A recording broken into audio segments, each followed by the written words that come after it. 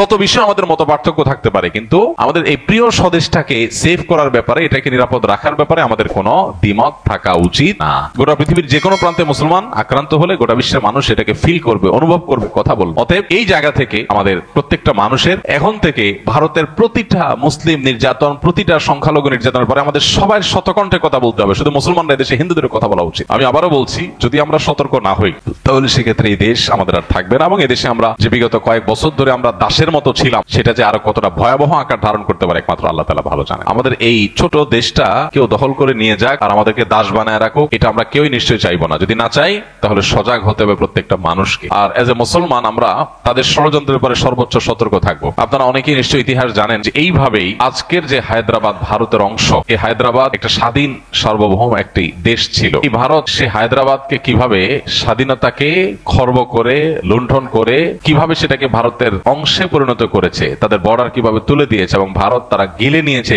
খেয়ে ফেলেছে হায়দ্রাবাদকে, সেটা বেশি দিন অনেক কয়েকশো বছর আগের ঘটনা না। অতএব আজকের প্রেক্ষিতেও আমরা যদি সবাই ঐক্যবদ্ধ না থাকি, আমরা যদি সজাগ না থাকি, তাহলে আমাদের পরিস্থিতি বড় করুণ হবে। এইভাবে ন্যাক্কারজনক ভাবে একটা প্রতিবেশী রাষ্ট্র একটা ছোট রাষ্ট্রের বিরুদ্ধে লেগে যেতে পারে, এরকম দৃষ্টান্ত পৃথিবীর কোনো অঞ্চলে মনে হয় খুঁজে পাওয়া যাবে না। পৃথিবীর কোথাও বোধহয় এরকম দেখা যাবে না যেরকম আমরা যেটা মুখোমুখি আছি। আমাদের মুসলমান হিসাবে প্রত্যেকটা মানুষের এই ভূ রাজনৈতিক যে ষড়যন্ত্র আছে সম্পর্কে সচেতন থাকতে হবে। আমরা যদি মনে করি না একটা দেশ আরেকটা দেশকে দখল করে নিতে পারে না, তো এটা ভুল হবে।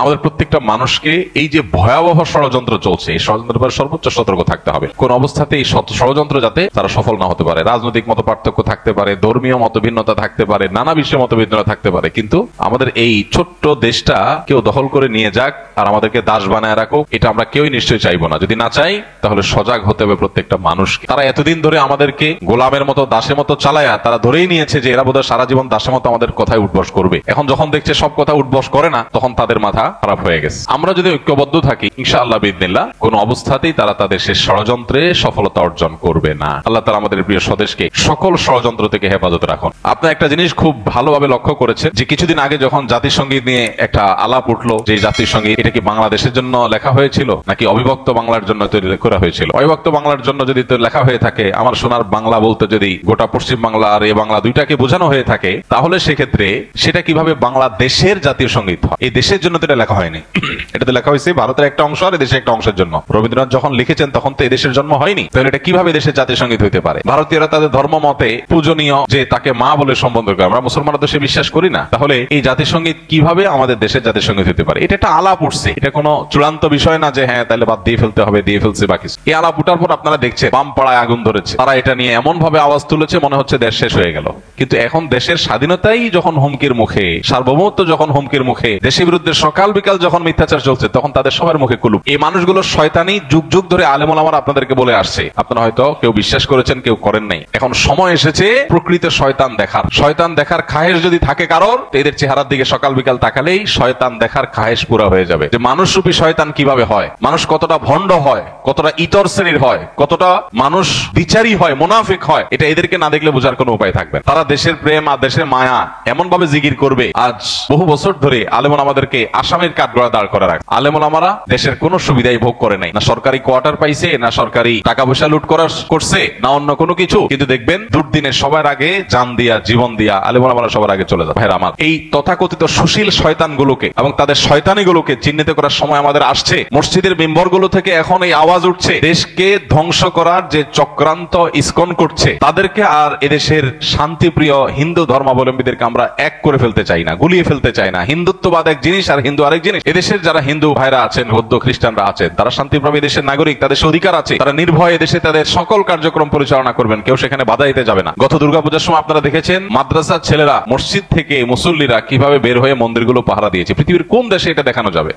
এই দেশে আছে। এই দেশের হাজারটা দোষ আপনি বলতে পারবেন, কিন্তু এই দেশে মানুষের ধর্মীয় সহনশীলতা, এটার নজির পৃথিবীর অন্য 10টা দেশে আপনি খুঁজে পাবেন না সচরাচর। কিন্তু এরপরেও আমাদেরকে দোষী বানানো হচ্ছে। এখনো যদি আমরা সরব না হই, সজাগ না হই, এসব শয়তানদের শয়তানিকে মোকাবেলা করতে ঐক্যবদ্ধ না হই, তাহলে এক সময় দেখা যাবে আমাদের পায়ের তলার মাটিটা নেই, হাতছাড়া হয়ে গেছে। তখন আফসোস করে আর কাজ হবে না। আমাদের পাশে হায়দ্রাবাদ সহ বহু নজির আছে। সিকিম আমাদের পাশে আছে। এই সিকিম, এই হায়দ্রাবাদ কিভাবে ওরা গ্রাস করেছে, বাংলাদেশকে নিয়ে তারা সেরকম পরিকল্পনা করে বসে আছে। খুল্লুম খোলা তাদের বিভিন্ন টেলিভিশন চ্যানেলগুলোকে, বাংলাদেশে এক অংশকে তারা তাদের মধ্যে নিয়ে নেওয়ার জন্য তারা মামুর ভাইয়ের আবদার তুলতেছে সকাল বিকাল। এগুলো সুযোগ তখনই পাচ্ছে আমরা যখন মনে করছি আমি তো ভালো আছি, আমার কি দরকার এগুলো নিয়ে মাথা ব্যথা করা। একজন মুসলমান তার দায়িত্বশীলতার পরিচয় এখানে দিবে যে আল্লাহর জন্য, আল্লাহর সন্তুষ্টির জন্য, মুসলিম ভূখণ্ডের নিরাপত্তার জন্য, মুসলমানদের নিরাপত্তার জন্য এবং গোটা সব ধরনের মানুষের নিরাপত্তার জন্য তিনি সবচেয়ে বেশি সজাগ থাকবেন। আমরা গত জুমায় বলেছিলাম নবী সাল্লাল্লাহু আলাইহি ওয়াসাল্লাম ঐতিহাসিক মদিনা সনদ বাস্তবায়ন এবং রচনার মধ্য দিয়ে অন্য ধর্মাবলম্বীদের সাথে শান্তিপূর্ণ সহাবস্থানের ঐতিহাসিক লিখিত দলিল পৃথিবীর ইতিহাসে প্রথম তিনি করেছেন, তার আগে কেউ করেনি। সর্বপ্রথম লিখিত চুক্তি, অন্য ধর্মাবলম্বী বা কয়েক ধর্মের মানুষরা শান্তিভাবে একটা ভূমিকে থাকবে, প্রত্যেকে কেউ কারোর ক্ষতিগ্রস্ত করবে না, বরং একে অন্যের বন্ধু হয়ে থাকবে, এই মর্মে নবী করিম সাল্লাল্লাহু আলাইহি ওয়াসাল্লাম ঐতিহাসিক শান্তি চুক্তি মদিনা সনদ তিনি করেছেন। আমরা সেই নবীর উম্মত, বিধায় আমাদেরকে সংখ্যালঘুদের অধিকারের সবক দেওয়ার প্রয়োজন নাই। শুধু নিজেদের দিকে তাকালেই হবে যে বাতের নিচে অন্ধকার, কি পরিমাণ মুসলমান নির্যাতন তোমাদের এলাকাতে, তোমাদের দেশে, তোমাদের ভূমিতে চলে। দুর্ভাগ্য আমাদের, আমরা মুসলমানরা অনেকে মনে করি ভারতে মুসলমান নির্যাতন হচ্ছে, আমাদের দেশে তো হচ্ছে না, সমস্যা কি? তো তাদের ব্যাপার। ইরাকে মুসলমান নির্যাতন হচ্ছে, তাদের ব্যাপার। সিরিয়াতে হচ্ছে, তাদের ব্যাপার। ফিলিস্তিনে হচ্ছে, তাদের ব্যাপার। আমরা তো নিরাপদ আছি, এটা কোনো মুসলমানের চিন্তা না। গোটা পৃথিবীর যে কোনো প্রান্তে মুসলমান আক্রান্ত হলে গোটা বিশ্বের মানুষ এটাকে ফিল করবে, অনুভব করবে, কথা বলবে। অতএব এই জায়গা থেকে আমাদের প্রত্যেকটা মানুষের এখন থেকে ভারতের প্রতিটা মুসলিম নির্যাতন, প্রতিটা সংখ্যালঘু নির্যাতনের পরে আমাদের সবাই শতকণ্ঠে কথা বলতে হবে। শুধু মুসলমানরা দেশে হিন্দুদের কথা বলা উচিত। আমরা যখন ওদের চালনির ছিদ্রগুলা দেখাই দিতে পারবো, তখন তারা সুইয়ের ছিদ্র খোঁজার সুযোগ আর পাবে না। আমরা চুপচাপ থাকার কারণে তারা আজকে আমাদের মাথার উপরে চড়াও হয়ে বসে আছে। তো এই সময়টাতে বিশেষ করে যারা বিভিন্ন সময় অন্ধত্বে ছিলাম, যারা অতি প্রেমে ডুবেছিলাম, যারা শত্রু আর বন্ধু চিনতে ভুল করেছিলাম, তাদের এখন চেনার সময় হয়েছে যে কিভাবে একটা রাষ্ট্র এইভাবে ন্যাক্কারজনক ভাবে পার্শ্ববর্তী একটা রাষ্ট্রের প্রতি এইভাবে ঝাঁপিয়ে পড়তে পারে, এত নোংরা ভাবে, কোনো কারণ ছাড়া, বিনা উস্কানিতে এইভাবে তারা কিভাবে একটা দেশকে ক্ষতিগ্রস্ত করতে পারে, তার সবচেয়ে নোংরা নজির এখন স্থাপন হতে যাচ্ছে। আমি আবারও বলছি, যদি আমরা সতর্ক না হই তাহলে সেক্ষেত্রে এই দেশ আমাদের আর থাকবে না, এবং এদেশে আমরা যে বিগত কয়েক বছর ধরে আমরা দাসের মতো ছিলাম, সেটা যে আরো কতটা ভয়াবহ আকার ধারণ করতে পারে একমাত্র আল্লাহ তাআলা ভালো জানেন। বিধায় প্রত্যেকটা মানুষকে সজাগ হতে হবে, সতর্ক হতে হবে, এবং ধর্মীয় সম্প্রীতির ব্যাপারে আমরা প্রত্যেকটা মানুষ নিজে থেকে উদ্যোগ নিয়ে আমাদেরকে ধর্মীয় সম্প্রীতি রক্ষা করে তাদের মিথ্যা অভিযোগ, এটাকে মিথ্যা প্রমাণ করতে হবে। সেই অভিযোগকে মিথ্যা প্রমাণ করার জন্য আমাদেরকে ভূমিকা রাখতে হবে, এবং পাড়ায় পাড়ায়, মহল্লায় অন্য ধর্মাবলম্বী যে সমস্ত ভাই বোনরা আছে, সম্ভব হলে তাদের সাথে মিট করতে হবে, তাদেরকে নিয়ে একসাথে বসতে হবে যে ভাই আপনারা কোনো অসুবিধা অনুভব করছেন কিনা, কেউ আপনাদের কোনো অসুবিধা করছে কিনা, তাদেরকে আশ্বস্ত করতে হবে। এবং অহেতুক তাদের মনে যে ভয় সৃষ্টি করছে পার্শ্ববর্তী দেশ থেকে, সেগুলোর ব্যাপারে তাদেরকে অভয় দিতে হবে যে আমরা হিন্দু মুসলিম কাঁধে কাঁধ মিলিয়ে আমাদের প্রিয় মাতৃভূমিতে আছি এবং থাকবো ইনশাআল্লাহ। একটা ক্রাইসিস মোমেন্ট চলছে, একটা ক্রিটিক্যাল সময় চলছে। বিশ্বের বিভিন্ন শক্তিশালী দেশগুলোকে এই দেশের বিরুদ্ধে দাঁড় করানোর এক চক্রান্ত, এক খেলা এখানে চলছে। সেখানে এই দেশীয় যে বিদেশিদের এজেন্ট মিডিয়াগুলো আছে, সেগুলোকে ভালো করে চিনে রাখার সময় হয়েছে। এরা বিদেশিদের পারপাস গুলো কিভাবে সার্ভ করে, তাদের নিউজ করার স্টাইল যদি দেখেন, লেখাজোকার স্টাইল যদি দেখেন, তাদের রিপোর্ট করার স্টাইল যদি দেখেন, তাহলে পণ্ডিত হওয়া লাগবে না আপনার বোঝার জন্য যে তারা আসলে তাদের টোনে, বিদেশিদের টোনে তারা কথা বলতে চায়, এবং এই দেশকে তারা ব্যর্থ রাষ্ট্র হিসাবে পরিণত করতে চায়, বিদেশিদের খবরদারি এখানে বাড়াতে চায়। আমরা তো বিদেশিদের খবরদারি থেকে মুক্ত হতে চাই, আমরা স্বাধীন থাকতে চাই, কিন্তু আমাদের উপরে বিদেশিদের খবরদারি বাড়ানোর জন্য এদেশের কিছু মিডিয়াও কাজ করছে। চোখ কান খোলা রাখতে হবে এবং সজাগ থাকতে হবে, ঐক্যবদ্ধ থাকতে হবে। আমরা আবারও বলি, শত বিষয়ে আমাদের মত পার্থক্য থাকতে পারে, কিন্তু আমাদের এই প্রিয় স্বদেশটাকে সেভ করার ব্যাপারে, এটাকে নিরাপদ রাখার ব্যাপারে আমাদের কোনো দ্বিমত থাকা উচিত না। এ ব্যাপারে আমাদের কাঁধে কাঁধ মিলিয়ে কাজ করতে হবে। আল্লাহ তাআলা আমাদের সবাইকে সেই তৌফিক দান করুন।